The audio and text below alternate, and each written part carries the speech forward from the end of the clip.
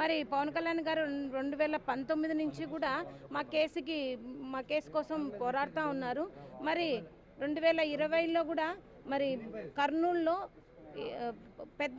లక్షలాది మంది జనాలతో ర్యాలీ చేయడం జరిగింది సుగాలి ప్రీతి కేసుకి న్యాయం జరగాలని. మరి ఈ పోయిన నెలలో కూడా మరి అన్నగారు డిప్యూటీ సీఎంగా గెలిచిన తర్వాత కూడా మరి అన్నగారు పిలిపించి మమ్మల్ని కేసు గురించి మళ్ళీ మాట్లాడడం జరిగింది. మరి మాట్లాడిన క్రమంలోనే ఈరోజు మరి హోమ్ మినిస్టర్ గారిని కూడా కలవమని చెప్పారు. హోమ్ మినిస్టర్ గారిని కూడా కలవడం జరిగింది.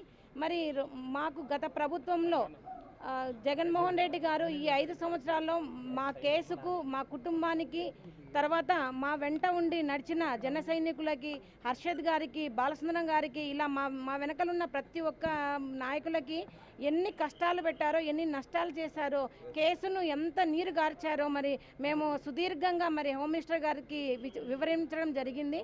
మరి మాకు ఈ కేసులో ప్రతి ఒక్క ఏ అధికారి మేడం గారు చెప్పడం జరిగింది, అమ్మ మీ కేసులో ఏ అధికారి అయినా, అవతల ఎంత పెద్ద అధికారి అయినా, ఎంత పెద్ద న్యాయకులైనా కూడా మీ కేసులో అన్యాయం చేస్తున్నారని తెలిసిన వెంటనే వాళ్ళ మీద చర్యలు తీసుకోవడం జరుగుతుందని చెప్పారు. మరి మేడం గారు కూడా ఈ సుదీర్ఘ మరి మాట్లాడడంలో మా కేసు గురించి కూడా పూర్తిగా వివరాలు తెలుసుకున్నారు.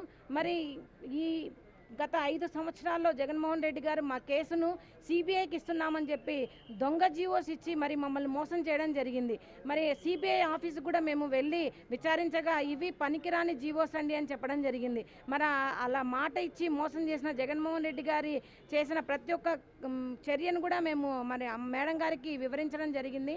మేడం గారు అమ్మ కంపల్సరీ కూడా ఈ ప్రభుత్వంలో మీకు న్యాయం ఖచ్చితంగా జరిగి తీరుతుందని చెప్పారు. మరి ఈ 2 రోజుల్లో మేడం గారు ఈ కేసును పునః ప్రారంభించి ఫర్దర్ ఇన్వెస్టిగేషన్ కోసం సిఐడి రవిశంకర్ అయ్యన్నర్ గారిని నియమిస్తున్నారని చెప్పడం జరిగింది. మరి సిఐడి రవిశంకర్ గారు ఈ కేసును తీసుకొని తన డిప్యూటీ సీఎం గారి ఆదేశాల మేరకు, హోమ్ మినిస్టర్ గారి ఆదేశాల మేరకు ఈ కేసులో మాకు న్యాయం చేసి ఈ 7 సంవత్సరాల నుంచి నేను పడిన